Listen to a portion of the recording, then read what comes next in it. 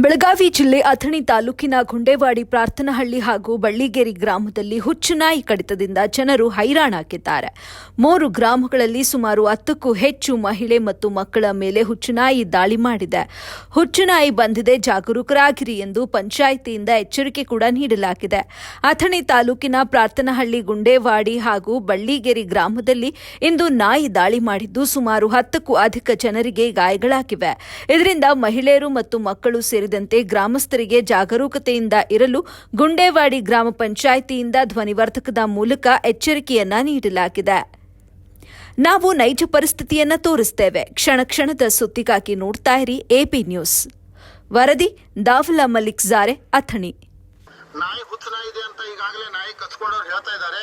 ಆದ ಕಾರಣ ಶಾಲಾ ಮಕ್ಕಳು, ನಿಮ್ಮ ಮನೆಯ ಚಿಕ್ಕ ಮಕ್ಕಳನ್ನ ನೀವು ಸುರಕ್ಷಿತವಾಗಿ ಯಾವುದೇ ನಾಯಿ ಕಂಡು ಬಂದಲ್ಲಿ ಅದ್ರ ಕಡೆ ಗಮನ ಹರಿಸಿ, ಯಾರು ಮನೆಯಿಂದ ಹೊರಗೆ ಬರಬಾರ್ದು ಅಂತ ಹೇಳಿ ಒಂದು ಗ್ರಾಮ ಪಂಚಾಯತಿ ಮುಖಾಂತರ ತಮ್ಮಲ್ಲಿ ಒಂದು ಸೂಚನೆ ನೀಡಲಾಗ್ತಾ ಇದೆ. ಪಾರ್ತನಹಳ್ಳಿ, ಗುಂಡೇವಾಡಿ, ಬಾಳಿಗೆರೆ, ಚಮಕೇರಿ ಸುತ್ತಮುತ್ತಲಿನ ಗ್ರಾಮಗಳಲ್ಲಿ ನಾಯಿ ಸುತ್ತಾಡ್ತಾ ಇದೆ.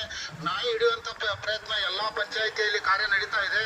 ನಾಯಿ ಸಿಗುವವರೆಗೂ, ತಮಗೆ ಮಾಹಿತಿ ಸಿಗುವವರೆಗೂ ತಾವು ಜಾಗೃತರಾಗಿ ಇರ್ಬೇಕಂತ ಹೇಳಿ ಗ್ರಾಮ ಪಂಚಾಯತಿ ವತಿಯಿಂದ ಪ್ರಕಟಣೆ ಇರುತ್ತದೆ.